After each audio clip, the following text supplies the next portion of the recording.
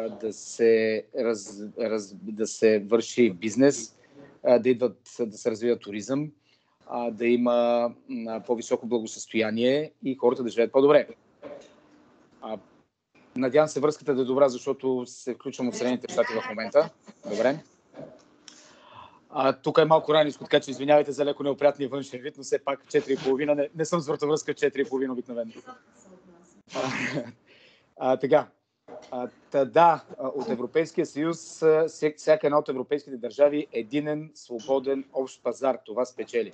Това не е малко. Печели възможността за свободно предвижване и за това гражданите да имат мобилност и да могат да работят там, където има нужда от пазар на труда. Това е особено важно за държавите от периферията, географската периферия, каквато е България, каквато е Португалия, каквато е и Испания, които общо взето могат само да спечелят от това, че са свързани в единен общ пазар. Това е доброто. Няма дори да отварям тема за така наречените европейски субсидии, европейски помощи, европейски средства и така нататък, защото аз лично самия съм, тук вече няма да съгласят кметовете, общинските съветници с мен, но аз съм малко скептичен от дългосрочния ефект от тези мерки. Защото тук вече отивам към темата какво загуби всяка една европейска държава. И то е следното. Загуби до голяма степен, парадоксално, своята конкурентоспособност и своята възможност да взима гъвкави решения. 2 години и половина пандемията ясно показа това. Видяхте как Европейската комисия се опитва да се превърне в наднационално правителство, опитва се да направи Европейския съюз свръхдържава, свръхцентрализирана държава, нещо като Европейски Съединени щати, в които Европейската комисия да взима решения. В резултат на тази политика на Европейската комисия ние виждаме политики, които са силно неконкурентни и са вредни за част от държавите членове. Една такава политика е, например, пакета мобилност. Пакета мобилност унищожава транспорта, бизнеса в редица периферни държави и отново ще кажа, засегнати са буквално България и Португалия, защото са в периферията и в сила вече влезе това изискване камионите да се прибират на няколко седмици, иначе са застрашени от глоби. Какво политически загубиха европейските държави? Може ли само за секунда да прекъснем, за да може преводачката да резюмира това, което казахте и да преведе? Добре. Успехи желая! Okay, so first, Mr. Dzhambazki congratulated the Mayor of Daugavpol for this invitation, and he congratulated all the mayors that concern themselves with European integration and in this way benefit their citizens. So starting with the advantages of our EU memberships, we got a market of 500 million people as a result of our integration into the European Union. A common market allowing us to do business on it, to develop tourism and to achieve higher standards of living. Allowing free movement of people and goods, a lot of jobs, availability of jobs, which is especially important for peripheral countries like Bulgaria and Portugal and Spain. Then when he touched on the subsidies, he said that he's skeptical about the subsidies and he moved on to the downsides of our EU accession. Mr. Dzhambazki said that paradoxically, in some respects, our EU membership decreased our competitiveness and prevented us from taking flexible decisions, which was shown in the time of the pandemic, The European Union is trying to create a super centralized unified country like European United States. And it is implementing a number of non-competitive policies, an example of which is the mobility package affecting Bulgaria and Portugal to a very big extent. This means that Bulgaria and Portugal lose their competitiveness in this sector because, you know, the drivers of trucks, they have to take a break every so many weeks, which means that they have to go home, and generally the company that operates the trucks cannot be competitive. Okay. Добре, мога да я поздравя, справи се отлично. Не пропусна абсолютно нищо. Така че поздравления. Дамата е професионалист. Отиваме към политическия въпрос за това какво спечелихме, какво загубихме. Тук ще кажа моята много силна тревога по отношение на политическата линия, в която се развива Европейския съюз в момента. Отделя се категорично от тревогите, от нуждите, от проблемите на гражданите, всекидневните им проблеми и завива в една крайно левичарска, крайно прогресивистка, крайно утопистка посока, в която царува единствено политически коректното говорене, в която единствена тема е правата на ЛГБТИ и цялата язбука до ЮИА, във всеки един доклад, във всеки една резолюция се обсъждат тези неща. Зелената сделка се превръща в утопия, изключително тежка и изключително опресивна, репресивна утопия, която, ако бъде приложена на практика, ще остави европейския континент без индустрия.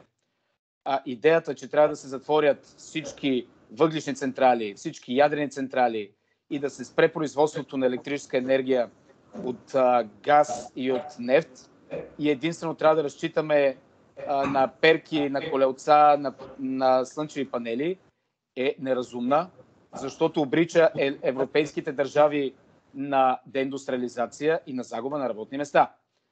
Галопиращата цена на тока в момента и цената на газа е пряк резултат от безотговорната политика на европейско ниво по отношение на енергията, на енергоизточниците и на производството на енергия от газ и от въглища. Вижте парадокса. Казват ни, че не трябва да бъдем зависими от Русия, което да речем, че има политическа логика, и съответно ни казват, че трябва да затворим своите въглищни централи, които са единствената българска суровина, суверенна, наша, собствена, ефтина, от която да произвеждаме тока, който да доставяме на своите домакинства. И ни казват, че не трябва да строим атомна централа, при положение, че тока в Европа в момента е най-ефтин от българската атомна централа Козлодуй. Тук ще спра още веднъж, за да може вашата колега преводач да преведе. Okay, so about the political line of development of the European Union, Mr. Dzhambazki has some concerns that he just shared with us. He believes that the European Union is detaching itself from the everyday problems of its citizens, and it is taking in its policies a utopian direction, the focus of which is the political correctness. There is the LGBT concerns in every resolution, in every decision, so this is a main focus, leaving behind the real problems of citizens. For him, the Green Deal is an oppressive utopia of the European Union, leaving some EU member states without their valuable industries like the coal mines and the nuclear power stations, which are important for Bulgaria. And closing them will make us more dependent. So there is a paradox that on the one hand, we are supposed not to be dependent on Russia for gas and oil. On the other hand, by closing our coal mines and by not building our second nuclear power station, which is the cheapest energy that we can produce, we cannot become independent. And another consequence of these decisions are the rising fuel prices. And Mr. Dzhambazki calls this irresponsible policy of the European Union. Yeah, so that's in general what he said. В заключение, ще ви дам един пример. Как зелената сделка се превръща в зелена религия или зелена утопия. Всеки един гражданин има нужда от автомобил, за да може да предвижва свободно своето семейство, където намери за добре, на работа, на отдих, на ваканция, не дай си Боже до болницата. Ако се изпълни плана на европейските зелени, до 2030 година да няма автомобили с вътрешно горене в Европа, това ще означава, че всички автомобили, които всички ние притежаваме, ще отидат някъде да гният. Или ще ги продадем на други държави, които също ще ги ползват и отново ще замърсяват околната среда. И тук има няколко въпроса. Въпросът за ефективността. Колко струва производството на стотици, бих казал, на милиони батерии, какво ще струва това на околната среда, за да се движат тези автомобили на батерии, които са сами по себе си нещо подобно на хибрид между ютия и чайник. Това е първото. На второ място, къде ще бъдат загробвани тези автомобили, какво ще се случи с тези литово-ионни батерии или с другия тип батерии, които са оловно-цинковите. Те работят с сярна киселина, освен всичко останало. И тук идва и третия въпрос. Когато ние ги попитаме, вие по този начин отнемате свободата на хората на придвижване, те ни казват, и това е много важно, моля опитайте се да го преведете, те ни казват, свободата е лозунг присъщ на белия мъж колонизатор. Това е дума, която се използва от белите колонизатори, думата свобода. И сега вече не ви трябват автомобили, вие ще трябва да се комбинирате в градския транспорт. Вие ще трябва да събирате по двама, по трима, по петима да се качвате в автобуси. Добре де. Предполагам, че участниците в конференцията, може би, така като гледам на снимката, са или на моя възраст, или по-малки от мен. Но ако се заровите назад във времето, ще видите, че това беше утопията на комунизма. Комунизма казваше, че колата е буржуазен предразсъдък, че частната кола е излишна глезотия и че няма нужда трудещия се да има своя кола, може да се качи на гаската, на ласката или там на някаква организирана форма на транспорт. И сега ни казват същото, не ви трябват колимили. Вие ще се съобразявате и ще се качвате в това, което ние ви кажем и ще ходите където ние ви кажем. Ето това вече започва много, като добавите и безумната политика на налагане на рестриктивни мерки, които бяха свързани с здравето, не медицински, рестриктивни. Защото голяма част от мерките в Европа бяха административно рестриктивни и целяха ограничаването на свободната воля. Отиваме към един Европейско-Съветски съюз, който аз лично няма да допусна да се случи, каквото и да струва това и какъвто да ме изкарват тези, които не харесват това. Благодаря. He gave an example of how the Green Deal is becoming like a green religion or green utopia. For example, the car is a symbol of freedom. It allows you to move freely, to transport your family where you want to go. If the plan of the European Union to replace all cars with electric cars by 2030 happens, what will it happen? What will be the result impacting our cars, for example? So what will happen with our cars? one option is for them to go to the landfill to rot, and the other option is for us to sell our cars to other people elsewhere in the world who will continue to pollute the planet with our cars. So another factor is the efficiency. How much does it cost to produce millions of batteries for the electric cars? And how do we dispose of the batteries? This is something that we're not sure of, something that is not researched enough. What about the freedom of movement? The politicians say that the freedom of movement is freedom is a slogan of the white colonizer. The white man colonizing other people. So in this case, we have to give up our freedom, and instead of using our own car, we will use a shared car, for example, with somebody else, or we will use the public transport. So we will combine with other people for transportation.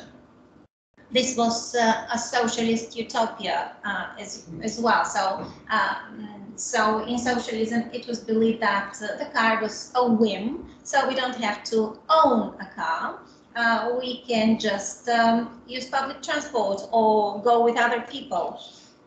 So it was not something that we were encouraged to have.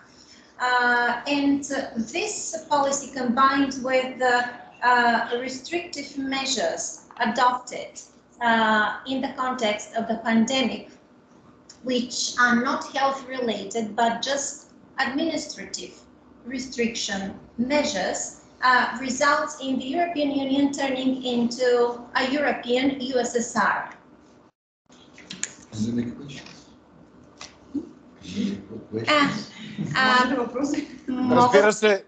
Разбира се, с удоволствие. Задава Джузепе. Hello. Nice to meet you, Mr. Dzhambazki. I'm Giuseppe from Italy. I would like to ask you, so putting that, we can agree with you that Green Deal is a green utopia. What is your plan to avoid that our problem with the planet became a green dystopia? Okay, you understand my question? Thank you, Giuseppe. Thank you so much. Well, it's just this simple.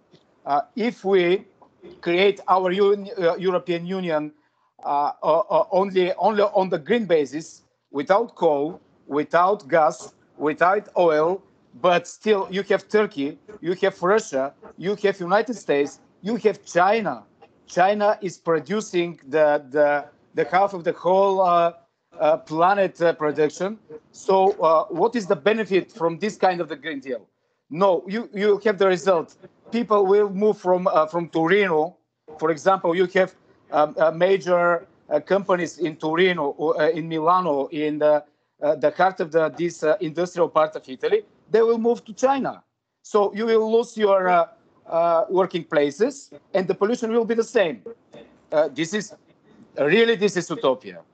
Well, in general, we have to discuss some general common solution, not ours only in the European Union, because if we are doing so, if we are following Greta Thunberg, we will end up with one huge field and some cottages somewhere, and all the industry will be outside the European Union and will be poor and without electricity. This is the reality. So this is my point of view. I hope you can understand this. Thank you once again. Giuseppe, I love your country very much. Джузепе попита за зелената сделка. Отговора на господин Джамбазки е, че ако ние се движим съгласно зелената сделка, остават Турция, САЩ, Китай, които произвеждат огромно количество незелена енергия.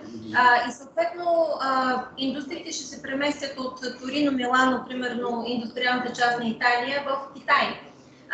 Ако господин Джамбазки каза, ако ние следваме съветите на Грета Тунберг, ние ще останем без електричество, ще затворим всички индустрии, които ще се преместят на друго място и всъщност тези индустрии ще продължават да замърсяват, макар и на друго място, друга точка на планетата. Тоест, ние трябва да мислим за общо за проблемите на замърсяването, а не само в европейски план.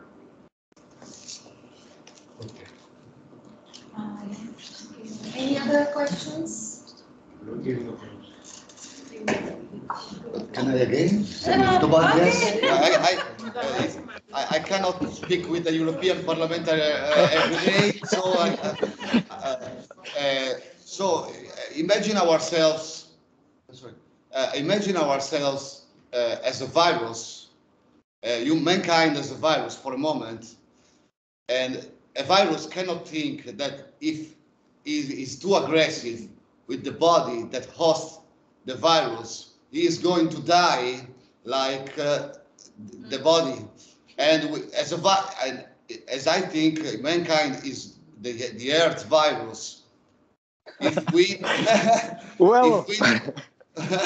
if we destroy the body where we are living, we are destined to die. So we have to find a solution. Because the scientists told us that the point of no return is very close. Well, so we have to conquer China. Well, Giuseppe, let me tell you something. Basically, the point of no return is a phrase we are facing every year. Every year, a group of scientists, they are always saying the point of no return will be in 2 years, 3 years, 5 years, 10 years. Well, I can't agree. Of course, mankind, we the people, we need to protect at least our future, our children. That's correct. But we need to think not only from this left side. We need to think about our industries, our working places, and our societies. Because if you choose to be green, as they Greens in the European Parliament declare, you need to stop to use electricity. Do you think this is possible? Do you think your people who are voting for you or working with you will agree not to use electricity or to live like our predecessors used to live in the Middle Ages? This is not rational. This is utopical. Yes, we need solution. We need some solution, but we need to think about the cost of this solution. And I will repeat: we are the planet. The planet is not something divided, and the air is one. If you have pollution in China, you have pollution all over the globe. So this means just to rethink how we will react on the environment and how we will conquer the pollution, but not based on the cost of our societies and not of the cost of our structure of our countries. That's the simple answer. And, just one second. I will strongly oppose Giuseppe to compare mankind and the virus. Джузепе зададе следния въпрос. Ако ние, примерно, сме вирус, който убива своя приемник, нали, трябва да сме наясно, че ако убием приемника си, ние също ще умрем. И в в контекста на замърсяването на природата и на планетата, учените казват, че скоро ще дойде момента, от който няма връщане назад.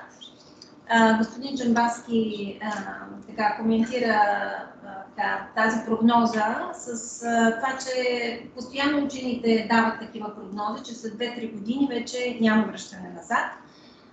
Ние трябва да решаваме екологичните въпроси, като обаче не на цената на нашата икономика, на работните места, на нашето развитие като общество. Решенията трябва да мислим за цената на решенията, които взимаме в този контекст. И другото, което трябва да мислим за планетата като за едно цяло, защото ако ние не замърсяваме в Европа, се замърсява на друго място, ефектът е същият. Тоест глобални решения, а не регионални в рамките на Европейския съюз.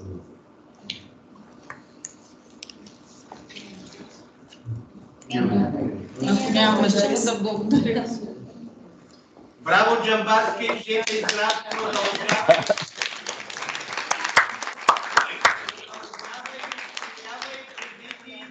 Изказванията от миналата седмица. Благодаря ви. От българите с теб. Благодаря ви сърдечно. Благодарим за включването. И аз ви благодаря още веднъж. Поздрави на всички. Успешна конференция ви желая. Надявам се да имате хубаво време, хубаво прекарване. Бъдете здрави. Аз хотях да се разправям с президента Тръмп след малко. Тук е светна вече, така че имаме среща. Успех на вас. Благодаря.